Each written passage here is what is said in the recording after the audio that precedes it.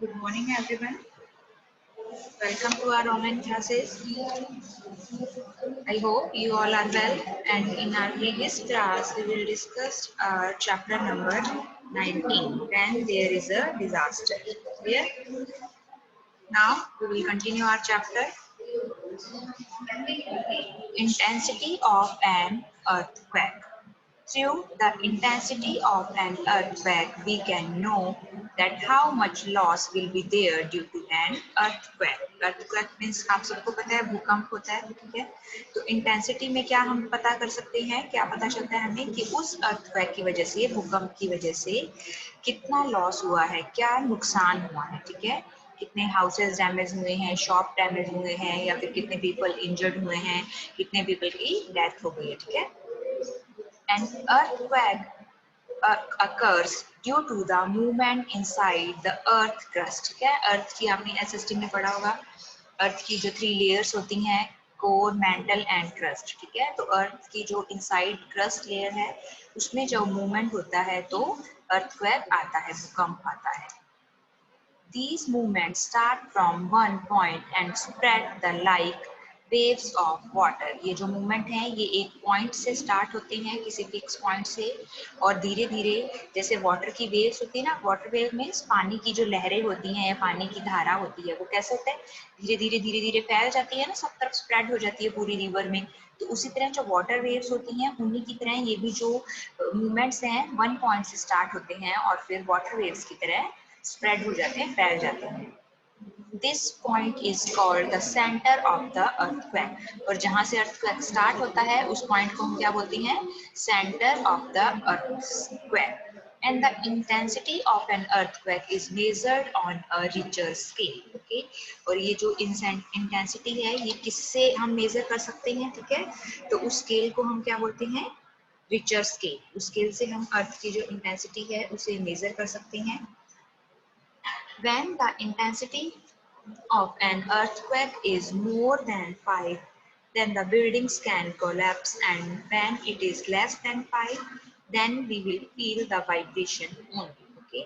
जब उसकी इंटेंसिटी है या जो उसकी earthquake की जो कितना वो स्लो आया है या तीव्रता उसकी जो आने की है, वो उसके कितना तीव्र है, इंटेंसिटी में होता है उसकी तीव्रता हम फाइंड आउट करते हैं कि वो बहुत ज्यादा तेज भूकंप आया था या फिर स्लो था, ठीक है? तो जब उसकी इंटेंसिटी, जब हम रिचर स्केल पर उसकी जो शार्पनेस है या रैपिडिटी है कि वो कितनी उसकी क्वालिटी थी, कैसा था, वो स्लो था या फिर फास्ट था, तो उस अर्थक्वेक की जो पावर है उसे हम रिचर स्केल के थ्रू फाइंड आउट करते हैं. और जब वो जो इंटेंसिटी है मोर देन 5 से ज्यादा होती है तो जो बिल्डिंग्स हैं वो कोलैप्स हो जाती हैं, मीन्स फॉल डाउन हो जाती हैं. एंड जब उसकी इंटेंसिटी 5 से कम है तब हमें ओनली वाइब्रेशन फील होते हैं, ठीक है? हमें ऐसे लगता है कि अर्थ वाइब्रेट हो रही है, हिल रही है.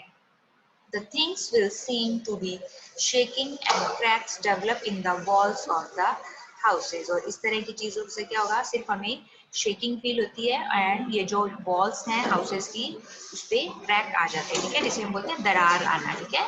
उसको जो दीवार है पूरी ब्रेक डाउन नहीं होती, फॉल नहीं होती, गिरती नहीं है, बट उसमें क्रैक आ जाता है, टूट जाती है वो बीच में से.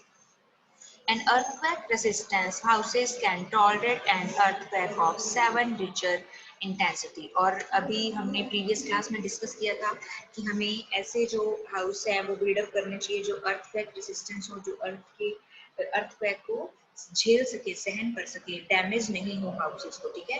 तो अगर आप अर्थक्वेक रेसिस्टेंस हाउस बनाते हैं तो वो 7 रिक्टर, जो अभी हमने क्या डिस्कस किया था कि 5 से जो अगर ज्यादा होता है तो जो बिल्डिंग्स है वो कोलैप्स हो जाती है, बट ये जो हाउसेस हैं ये 7 रिचर इंटेंसिटी तक, 7 तक उसकी जो तीव्रता है या उसका जो स्ट्रॉन्ग आता है अर्थक्वेक उसे टॉलरेट कर सकते हैं, सहन कर सकते हैं. Okay, now destruction due to flood. Destruction means वही विनाश होना, नुकसान होना, ठीक है, डैमेज होना ड्यू टू फ्लड. बाढ़ की वजह से ओवरफ्लो हो जाता है जब वाटर रिवर्स में, तो बाढ़ आ जाती है ना, या फिर हैवी रेनफॉल होता है तो उसकी वजह से भी फ्लड आ सकता है. तो फ्लड की वजह से क्या क्या डिस्ट्रक्शन होते हैं. It was a rainy season. कैसा सीजन था? रेनी सीजन, बारिश का मौसम था. It was raining intermittently since morning, ठीक है? और सुबह से क्या हो रही थी, बहुत ही जो तेज बारिश है वो हो रही थी। The meteorological department had given a warning of heavy rainfall। और जो मेट्रोलॉजिकल डिपार्टमेंट है, जो आपको मौसम विभाग है, वो आंधी तूफान बारिश इस तरह का रेनफॉल के जो भी आपको इंफॉर्मेशन देती हैं, तो उस डिपार्टमेंट ने, मेट्रोलॉजिकल डिपार्टमेंट ने एक वार्निंग दी थी। किसकी? हैवी रेनफॉल की वार्निंग वो डिपार्टमेंट ऑलरेडी दे चुका था कि क्या होने वाला है, एक भारी मतलब बहुत ही तेज बरसात होने वाली है। ठीक है। There was heavy rain till the evening। और वो जो बारिश थी जो मॉर्निंग में स्टार्ट हुई थी वो कहाँ तक चली? शाम तक वो वैसे ही कंटिन्यूसली हैवी बारिश, मतलब बहुत तेज जो बारिश थी वो चलती रही। ठीक है। और मॉर्निंग से बारिश इंटरमिटेंटली मीन्स रुक रुक कर बारिश जो हो रही थी वो चल रही थी। एंड जो डिपार्टमेंट था, मेटेरोलॉजिकल डिपार्टमेंट, उन्होंने वार्निंग दी थी हैवी रेनफॉल की, और इवनिंग तक जो रेन थी वो कंटिन्यू थी। Very high speed wind started blowing. और बहुत ही स्पीड विंड मीन्स तेज हवाएं। ठीक है। ब्लोइंग मीन्स बहना, तो तेज हवाएं चल रही थी अलॉन्ग विद फ्रीक्वेंट लाइटनिंग। और साथ ही साथ क्या हो रहा था? बिजली भी चमक रही थी। ठीक है। All the people were in their houses only. There was a power failure and it was dark everywhere। तो क्या हुआ? जितने भी जो people थे, लोग थे, सब अपने घरों में थे, बिकॉज बाहर हैवी रेनफॉल हो रहा था। एंड रेनफॉल की वजह से क्या हुआ? पावर फेलियर हो गया, पावर कट हो गया, मतलब लाइट चली गई। हमारे घरों में ये होता है ना ऐसा, तो बहुत ही तेज आंधी बारिश आती है या आंधी तूफान आता है, स्ट्रॉम आता है, तेज हवाएं चलती हैं, तो पावर कट कर दिया जाता है। ठीक है। या फिर जो वायर्स वगैरह हैं वो डैमेजेस हो जाती हैं, तो उसकी वजह से पावर फेलियर हो जाता है, बिजली चली जाती है। It was dark everywhere. और सब जगह क्या हो गया था? अंधेरा हो गया था। Water was seen everywhere. हर जगह क्या दिखाई दे रहा था? पानी दिखाई दे रहा था। Although the roof of my kacha house does not leak, but that day the water started leaking। उसमें क्या बोल रहा है कि मेरे जो कच्चे हाउस की जो रूफ है वो लीक नहीं करती, मीन्स उसमें से पानी नहीं टपकता है जब भी बारिश आती है। बट उस दिन इतना तेज रेनफॉल था that day the water started leaking। और उसकी जो रूफ थी उससे पानी टपकना शुरू हो गया था। The night passed somehow। की रात थी वो जैसे तैसे उन्होंने गुजारी, पास की। In the morning suddenly I heard the people shouting। और मॉर्निंग में क्या सुना उन्होंने? कि जो पीपल थे वो क्या कर रहे थे? शाउट कर रहे थे, चिल्ला रहे थे। A dam had broken at the nearby village। और पास के ही गांव में क्या ब्लॉक हो गया था? जो डैम था, बांध होता है जिसे बोलते हैं, वो क्या हो गया था? ब्रेक डाउन हो गया था, टूट गया था। आपको पता है डैम के बारे में हम डिस्कस कर चुके हैं ना, रिवर पे बनाए जाते हैं dam. A very heavy flow of water started penetrating in the houses। और पानी का बहुत ही तेज बहाव, क्योंकि डैम में बहुत सारा वाटर इकट्ठा हो जाता है। ठीक है। तो तेज जो वाटर का फ्लो आया, बहाव आया, उसने लोगों के घरों में घुसना शुरू कर दिया, पानी लोगों के घरों में घुसने लगा, जाने लगा। The household articles, utensils, etc. started floating in the water। और household articles means घर का जो भी सामान था एंड बर्तन थे वो पानी पर तैरना शुरू हो गए थे। ठीक है। तैरने लगे थे पानी पर। People took their children and ran towards the high altitude areas। और जो लोग थे वो अपने बच्चों को उठाकर कहाँ दौड़ रहे थे? हाई एल्टीट्यूड एरिया में, ऊंची जगह। ठीक है। जहाँ पर पानी का फ्लो अभी तक वाटर वहां पर नहीं पहुंचा। ठीक है। तो वो कोई ऊंचा पहाड़ी हो सकती है या कोई बिल्डिंग की छत हो सकती है, तो ऐसे हाई एल्टीट्यूड एरियाज की तरफ वो लोग रन कर रहे थे। One by one all the huts were submerging in the flood water। और एक एक करके जितनी भी वहाँ पे हट्स थी, झोपड़ियाँ या कच्चे जो घर बने हुए थे, वो फ्लड वाटर में, बाढ़ के पानी में क्या हो गए? सबमर्ज में डूब गए। ठीक है। The roofs of the houses, broken branches of trees, bodies of dead bird, animals, etc. were seen floating on the water। और उस वाटर में उन्हें क्या दिखाई दे रहा था? हाउसेस की रूफ दिखाई दे रही थी, ब्रोकन ब्रांचेस ऑफ ट्रीज की टूटी हुई जो ब्रांच थी, शाखाएं थी, वो दिखाई दे रही थी। बॉडीज ऑफ डेड बर्ड्स, उस फ्लड की वजह से जो बर्ड्स एंड एनिमल्स डेड हो गए थे, मर गए थे, उनकी जो बॉडी थी वो उस वाटर पे फ्लोट करती हुई तैरती हुई दिखाई दे रही थी। We were watching all of this standing helplessly और ये सब हम लोग helplessly उसको देख रहे थे, खड़े हुए असहाय थे हम लोग, मीन्स हम किसी भी की भी हेल्प नहीं कर पा रहे थे एंड हेल्पलेसली हम ये सब चीजें देख रहे थे बिकॉज हम कुछ कर नहीं सकते थे, we are helpless. My father called his friend in the nearby village and then had a telephonic conversation with the Tehsildar and told him about the situation of our village. तो मेरे जो father थे उन्होंने अपने पास के जो गांव से फ्रेंड को, दोस्त को बुलाया और उसके बाद टेलीफोन पर किससे बातचीत हुई, तहसीलदार से। ठीक है, जो विलेज की तहसीलदार कौन होता है, आपको हमने ग्राम पंचायत के बारे में पढ़ा था है ना। तो ग्राम पंचायत का जो हेड होता है या ग्राम प्रधान है या तहसीलदार है, वहाँ के जो अधिकारी होते हैं, ठीक है, उनको बताई गई ये सारी सिचुएशन कि पास के गांव में इस तरह से डैम ब्रेक हो गया है एंड वहाँ पर फ्लड आ गया। ठीक है, उस विलेज की पूरी जो सिचुएशन है उन्हें टेलीफोन के थ्रू बताई गई। In a very short time, many people from the nearby town reached our village और थोड़ी ही देर में जो पास के गांव के बहुत सारे लोग थे वो हमारे गांव में पहुंच गए थे।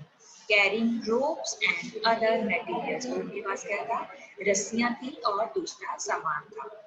After some time, the official of the tehsil and police officers also reached there। ठीक है, और उस तहसील के गांव की एक ग्राम पंचायत होती है एंड सब ग्राम पंचायत मिलाकर क्या बनती है, तहसील बनती है। ठीक है, तो उस तहसील के जो ऑफिशियल थे, वहाँ के जो ऑफिसर थे, अधिकारी थे, जो वहाँ पे गवर्नमेंट एम्प्लॉय थे, वो वहाँ पे थोड़ी देर में पहुँच गए एंड जो पुलिस ऑफिसर्स थे वो भी वहाँ पर पहुँच गए थे। They shifted all the flood victims to the relief camp set up in the government buildings and is in the nearby village। और उन्होंने जितने भी फ्लड विक्टिम्स थे, मतलब बाढ़ में फंसे हुए जो लोग थे, पीड़ित लोग थे, उनको शिफ्ट करना शुरू किया। कहाँ पर, रिलीफ कैंप्स में। ठीक है, राहत कैंप जो हमने डिस्कस किया था कल भी कि अगर अर्थक्वेक भी आता है तो अर्थक्वेक के जो विक्टिम्स हैं उन्हें कहाँ शिफ्ट किया जाता है, रिलीफ कैंप में उन्हें शिफ्ट किया गया है। एंड नियर बाई जितनी भी गवर्नमेंट्स बिल्डिंग थी, पास में जो भी गवर्नमेंट्स की बिल्डिंग थी वहां पर कैंप सेटअप किए गए थे, या फिर जो नियर बाई विलेज है, दूसरे जो गाँव के पास के, वहां पे उन कैंप्स को सेट किया गया था और जितने भी फ्लड विक्टिम्स थे उन्हें उनकी हेल्प की जा रही थी, उन्हें बचाया जा रहा था और उन्हें उस कैंप में भेजा जा रहा था। Due to the shortage of space, temporary shelters were arranged in the tents। और सब जगह पानी हो गया था, फ्लड हो गया था सब जगह। ठीक है, सारे जो हाउसेज थे वो सबमर्ज हो गए थे। तो जो स्पेस था, जगह की शॉर्टेज के कारण वहाँ पर टेंट लगाकर जो टेम्परेरी शेल्टर का अरेंज किया गया। ठीक है, वहाँ पे टेंट लगा के एक बार टेम्परेरी शेल्टर बना दिया गया था कि लोग वहाँ पे रेस्ट कर सके और अगर कोई इंजर्ड है तो उसे ट्रीटमेंट दिया जा सके। Many of the villagers got carried away with the flood water and the policemen were searching them। और बहुत सारे जो विलेजर्स थे, गांव वाले थे, वो बाढ़ के पानी के साथ क्या हो गए थे, बह गए थे। ठीक है, तो जो पुलिसमैन है वो उन्हें उस पानी में क्या कर रहे थे, सर्च कर रहे थे, ढूंढ रहे थे और उन्हें सेव कर रहे थे। An ambulance was communicating continuously, taking the injured flood victim। और जो एक एम्बुलेंस थी वो भी कंटिन्यू वहां पर उनके टच में थी। ठीक है, लगातार उनसे कनेक्टेड थी और इंजर्ड जो विक्टिम है, फ्लड के जो विक्टिम थे, इंजर्ड घायल व्यक्ति थे, उन्हें ले जा रही थी। The food items, medicine, etc. were provided by the NGOs and the administration। और जो भी फूड आइटम्स थे, मेडिसिन थी, वो उन लोगों को प्रोवाइड करवाई जा रही थी। किसके द्वारा, एनजीओ के द्वारा। जो ऑर्गेनाइजेशन थे, नॉन गवर्नमेंट ऑर्गेनाइजेशन, वो उनकी हेल्प कर रहे थे, या फिर वहाँ का जो एडमिनिस्ट्रेशन था वो लोग भी उनकी फूड एंड मेडिसिन के थ्रू जो भी हेल्प हो पा रही थी वो कर रहे थे। सीन द पिक्चर, आप पिक्चर में देख सकते हैं इतना फ्लड का सीन है, जो बाढ़ का वाटर है जो डैम का, वो सब जगह कलेक्ट हो गया। ठीक है, एंड अभी ये वाटर फ्लो बहुत ज्यादा हाई नहीं है। ठीक है, इसकी जो हाइट है वो थोड़ी कम है, तो लोग इसमें से पानी में से निकलकर सेफ प्लेसेस पर जाने की कोशिश कर रहे हैं। After some days, the flood water level decreases। और धीरे धीरे क्या होता है, जो बाढ़ का पानी था उसका जो लेवल था वो धीरे धीरे डिक्रीज हो जाता है। ठीक है, हो गया था। I was watching all this and I saw the people return to their villages. और मैं ये सब कुछ देख रहा था, ठीक है, मैंने देखा था and मैंने देखा कि जो लोग हैं वो अब अपने घर में विलेजेस में अगेन रिटर्न आ रहे हैं, वापस आ रहे हैं। The village was in the worst condition और जो विलेजेस थे वो बहुत ही बुरी हालत में, वर्स्ट मीन्स बहुत ही बैड कंडीशन में, ठीक है, बिकॉज बहुत दिनों तक वाटर अगर आपके घर में फिर रहेगा तो वो आपका जितना भी प्रॉपर्टी है, आपका हाउस है, शॉप्स हैं, बिल्डिंग्स हैं, उन्हें डैमेज कर देता है, ठीक है, उसमें रखा हुआ जितना भी आपका सामान है, ठीक है, थिंग्स हैं, चीजें हैं, उन्हें भी वो डैमेज कर देता है। तो विलेज की जो कंडीशन थी वो बहुत ही वर्स्ट थी, bad condition.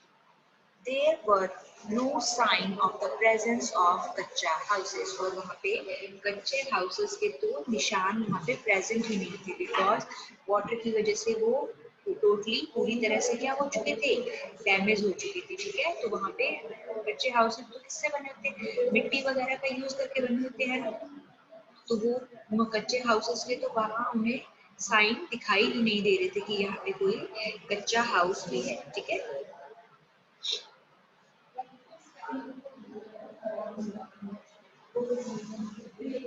Only the broken walls and remains of some of the कच्चा houses were seen.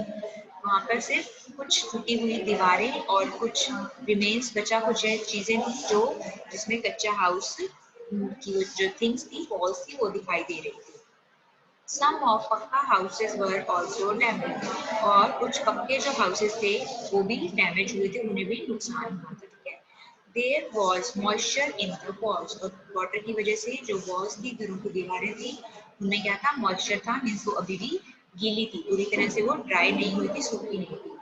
There was growth on mosses in most of the places, ठीक है। मॉस क्या होता है, ये भी एक हमने एल्गी या फंगी जो पढ़ते हैं, आपने प्रीवियस क्लासेस में स्टडी किया होगा, उसी तरह के आपने देखा होगा पानी पर एक जो बैक्टीरिया होते हैं वो ग्रो कर जाते हैं, फंगी या वायरस जो होते हैं ग्रीन कलर की एक लेयर बना लेते हैं, ठीक है। तो पानी की वजह से सब जगह वहाँ पर क्या ग्रोथ कर रहे थे, जो वो मॉसेस थे उन्होंने ग्रोथ कर लिया था ज्यादातर प्लेसेस में। The entire area became muddy और सारा जो एरिया था वो कैसा हो गया था, मडी हो गया था, मीन्स कीचड़ वाला हो गया, ठीक है, बिकॉज पानी अभी भी पूरी तरह से ड्राई नहीं हुआ था, सिर्फ जो वाटर का लेवल है वो थोड़ा सा कम हुआ था, तो सारा जो एरिया था वो कैसा था, मडी था, कीचड़ युक्त वाला था। There was a foul smell everywhere और वहाँ पर एक बहुत ही foul means bad smell, ठीक है, जिसे हम बदबू बोलते हैं, ठीक है। तो वहाँ पे सब जगह एक foul smell means bad जो smell थी वो सब जगह फैली हुई थी। The administration and the volunteers of the NGOs started a cleanliness campaign. तो अब उसी तरह से जो एडमिनिस्ट्रेशन था, गवर्नमेंट थी, वहाँ की जो सरकार थी, अधिकारी थे, उन्होंने और जो NGOs थे, वॉलेंटियर्स थे, स्वयं सेवक थे, जो लोगों की हेल्प कर रहे थे, उन्होंने वहाँ पे क्या स्टार्ट किया, एक क्लीनिंगनेस कैंपेन शुरू किया कि हम इस प्लेस की क्लीनिंग में आपकी हेल्प करेंगे। All the villagers gave their full cooperation, ठीक है, और सारे जो गांव वाले थे उन्होंने भी उन्हें फुल कॉर्पोरेशन में उनको सपोर्ट किया, उनका साथ किया, ठीक है, दिया किसको क्लीन करने में, विलेज को क्लीन करने में। The wells, step wells, other water reservoirs, etc. were cleaned and the medicines were put inside them. ठीक है, केमिकल क्लीनिंग यानी मेडिसिन क्या थी, ये क्या बात कर रहे हैं, वहाँ पे वाटर का जो पानी था वो जितने भी वहाँ पे वेल्स थे, कुएं थे, ठीक है, और जितने भी अदर जो वाटर रिसोर्सेज थे उनमें वो पानी चला गया था ना, गंदा जो था, फ्लड से आया था, बाढ़ का जो पानी था, मिट्टी भी थी उसमें और भी बहुत सारा कचरा था, तो जितने भी इस तरह के रिजर्वायर थे, मीन्स वाटर रिजर्वायर मीन्स जहाँ पर पानी को रिजर्व करके रखा जाता था, स्टोर करके रखा जाता था, तो ऐसे ऑल जो रिजर्वायर्स थे उनको क्लीन किया गया और उनमें क्या डाली गई, मेडिसिन डाली गई, केमिकल क्लीनिंग एजेंट जिसे हम बोलते हैं उसमें डाली गई, ठीक है। लाइक जैसे हम क्लोरिनेशन करते हैं तो उसमें क्लोरीन डालते हैं, ठीक है, तो उससे क्या होता है, उस वाटर में प्रेजेंट जितने भी जर्म्स या बैक्टीरिया हैं वो किल हो जाते हैं, ठीक है। And the buildings were repaired और जो भी डैमेज बिल्डिंग थी उन्हें क्या किया जा रहा था, रिपेयर किया जा रहा था, उन्हें ठीक किया जा रहा था। ये देखिए यहाँ पे एक रेस्क्यू ऑपरेशन चल रहा है। रेस्क्यू ऑपरेशन क्या होता है, रेस्क्यू मीन्स बचाना, ठीक है, जो बचाने का कार्य है उसे हम रेस्क्यू ऑपरेशन कहते हैं। तो ये देखिए आर्मी के ऑफिसर्स हैं, सोल्जर्स हैं, जो कि जो फ्लड में फंसे हुए लोग हैं, फ्लड विक्टिम्स हैं, उन्हें सेव कर रहे हैं, ठीक है, उन्हें रेस्क्यू कर रहे हैं, बचा रहे हैं during the flood. Now Think and answer the following. What type of difficulties were faced there during rainy season? Rainy season में आप किस तरह की जो difficulties हैं वो face करते हैं वो हमें बताना है. So the difficulties faced during the rainy season are high speed of winds along with frequent lightning, है ना, बहुत ही तेज हवाएं चलती हैं और साथ साथ में क्या है, बिजली भी चमकती है. And power failure, water cut, power cut या पावर फेलियर भी होता है, लाइट चली जाती है.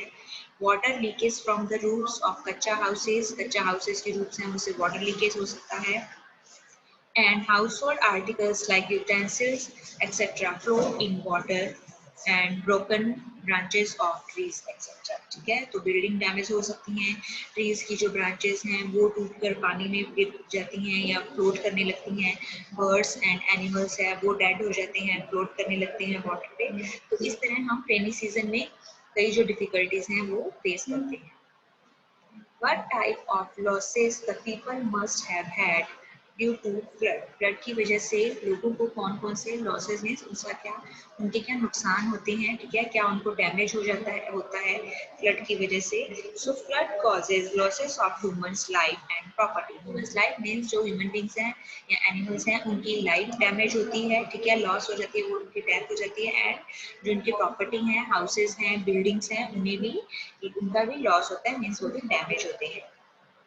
Livestock suffers greatly due to floods, ठीक है, और जो लिविंग एनिमल्स हैं, लाइफ स्टॉक हैं, पशु पक्षी हैं, जानवर हैं, वो इस फ्लड की वजह से सबसे ज्यादा वो सफर करते हैं, उनको सबसे ज्यादा लॉस होता है. Roads are block and broken, roads block हो जाती हैं, ब्रेक हो जाती हैं. Crops are destroyed and water resources become contaminated. जितनी भी फसलें हैं, क्रॉप्स हैं, वो डिस्ट्रॉय हो जाती हैं. एंड जो वाटर रिसोर्सेज हैं, जहाँ से हमारे पीने के लिए जो ड्रिंकिंग वाटर अवेलेबल होता है, they become contaminated. Contaminated means दूषित हो जाते हैं. प्रदूषित कैसे होंगे? बिकॉज जो फ्लड का डर्टी वाटर है वो उनमें मिक्स हो जाता है ना, तो वो जो रिजर्वायर्स हैं या फिर जो ड्रिंकिंग वाटर के हमारे रिसोर्सेज हैं वो भी क्या हो जाते हैं, कंटेमिनेटेड हो जाते हैं. And the communication system also fail. Communication जो सिस्टम है, हम दूसरे लोगों से, पीपल से कम्युनिकेट कर पाते हैं लाइक टेलीफोन के थ्रू या अदर फैसिलिटीज के थ्रू, तो वो सिस्टम भी क्या है, फेल हो जाते हैं, प्रॉपर सिग्नल नहीं मिलते हैं, है ना, तो हम किसी से कनेक्शन भी, कम्युनिकेट भी नहीं कर सकते हैं. And diseases are spread in affected area. और ऐसे जो फ्लड अफेक्टेड एरिया है उनमें डिजीजेस भी स्प्रेड होने लगती हैं, धीरे धीरे बीमारियां फैलती हैं. बिकॉज पानी जो फ्लड का वाटर है वो बहुत जल्दी उसका लेवल डिक्रीज नहीं होता है, तो जितने दिनों तक पानी एक ही जगह पर स्टोर रहेगा, कलेक्ट रहेगा, तो वहाँ पर बैक्टीरियाज एंड जर्म्स ग्रो करने लगते हैं, जिसकी वजह से डिजीजेस स्प्रेड होने लगती है. Dams, ponds and canals are affected badly. और जितने भी उस एरिया के डैम्स हैं, पॉन्ड्स हैं या कैनाल्स और रिवर्स हैं वो भी बहुत ही बुरी तरह से अफेक्टेड होते हैं. Third is, if there is a flood in your area, then how will you help? पर आपके एरिया में अगर फ्लड आती है, बाढ़ आती है, तो आप जो दूसरे लोग हैं उन्हें कैसे हेल्प करेंगे? So we can help them by providing the facilities of food, clothes and medicines, and also making a temporary tent for them. ठीक है, शेल्टर के लिए उन्हें हम टेम्परेरी टेंट लगाकर शेल्टर प्रोवाइड करवा सकते हैं. फूड, क्लोथ्स एंड मेडिसिन के थ्रू हम उनकी हेल्प कर सकते हैं. Next question is, what measures can be taken to safeguard against a disaster like a flood? Flood जैसे जो disaster है या natural calamities है, ठीक है, इस तरह की जो भी दुर्घटना होती है उसके लिए हम क्या safeguard या क्या safety जो measures हैं हम ले सकते हैं उसके against, ताकि इतनी ज्यादा जो problems है वो नहीं हो. So government officially shift all the flood victims to the relief camp and inns in the nearby villages. तो क्या safeguard दिए जाते हैं, जो गवर्नमेंट है वो जितने भी फ्लड विक्टिम्स हैं उन्हें कहाँ शिफ्ट करती है, रिलीफ कैंप्स में, और जो नियर बाई विलेजेस हैं वहाँ पर शिफ्ट करती है. And temporary shelter are also arrange in the tanks. और टैंक बनाकर उन्हें टेम्परेरी शेल्टर प्रोवाइड करवाए जाते हैं. Ambulance commits continuously and taking the injured flood victims. और एम्बुलेंस है वो भी कंटिन्यूसली उनके कम्युनिकेशन रहता है एम्बुलेंस का भी, और जो इंजर्ड पीपल है उन्हें कहाँ ले जाया जाता है, हॉस्पिटल ले जाया जाता है. ठीक है, The wells, tap well and other water resources are clean and medicine put in them. उन जो जितने भी वेल थे, स्टेप वेल्स और जितने भी अदर वाटर रिसोर्सेज थे, उन्हें क्लीन किया जाता है और वहाँ पर उनमें मेडिसिन डाली जाती है ताकि जो भी वाटर कंटेमिनेट हो गया है उसे वापस से हम क्या करें, रिकवर कर सकें. Then the buildings are repaired. जो जितना भी डैमेज बिल्डिंग है उन्हें रिपेयर किया जाता है, ठीक है. And government tried to construct dams for controlling the flood situation, ठीक है. इसी तरह फ्लड की जो सिचुएशन है उसे कंट्रोल करने के लिए गवर्नमेंट क्या बनाती है, वहां पर डैम कंस्ट्रक्शन करती है, ठीक है. बिकॉज गवर्नमेंट को पता होता है कि रेनी सीजन में इस जो रिवर है इसमें जो वाटर का फ्लो है वो बहुत ज्यादा होता है, तो इसलिए वो वहां पे डैम का फॉर्मेशन करते हैं ताकि जो फ्लड की सिचुएशन है वो ना आए, ठीक है. बट फिर भी कभी कभी होता है ऐसा कि जब बहुत ज्यादा डैम उस जो वाटर का फ्लो है उसे टॉलरेट नहीं कर पाता है तो डैम भी ब्रेक हो जाते हैं एंड जो फ्लड की सिचुएशन है वो क्रिएट हो जाती है. आई होप आप लोगों को यहाँ तक अच्छे से समझ में आ गया होगा. So next is what are the hydrants in the region of natural flow of water in your village and nearby area? What should be done to remove that? ठीक है, तो क्वेश्चन में हमसे पूछा जा रहा है कि आपके यहाँ पे जो भी नेचुरल फ्लो है वाटर का आपके विलेज में, ठीक है, तो उसके लिए आपको क्या करना है वहाँ पे.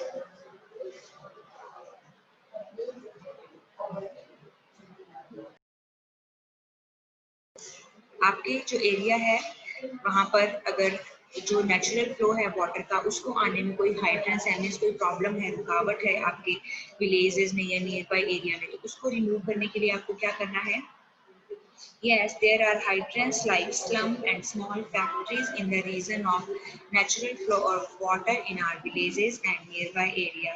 So with the help of law, they should be relocated in the some other places. ठीक है, अगर आपके गांव में जो भी वाटर का फ्लो आ रहा है या पानी का फ्लो है वो नेचुरल फ्लो नहीं आ पा रहा है, उसके बीच बीच में क्या है, रुकावट्स आ रही हैं, प्रॉब्लम्स आ रही हैं. किसकी वजह से हो सकती है वो प्रॉब्लम, जो स्मॉल फैक्ट्रीज हैं, ठीक है, वो अगर वहाँ पे बिल्डअप हैं या स्लम एरिया है वहाँ पे, ठीक है, झुग्गी झोपड़ी वाले पीपल हैं तो वो उस वाटर को क्या कर देते हैं, कंटेमिनेट कर देते हैं, गंदा कर देते हैं ना. तो आपके पास में नेचुरल फ्लो नहीं आ पाता है उस वाटर का, या फिर वहाँ पे कुछ ना कुछ बीच में रुकावट आती है. तो उससे क्लियर करने के लिए हम कानून की हेल्प लेते हुए, लॉ की हेल्प लेते हुए क्या कर सकते हैं, उनको इन जो फैक्ट्रीज को या स्लम्स को किसी अनदर प्लेस पर क्या कर सकते हैं, रिलोकेट कर सकते हैं कि आप जो अपनी फैक्ट्रीज हैं किसी अनदर प्लेस पर लगा सकते हैं, ठीक है. सो here is completed our topic. Our next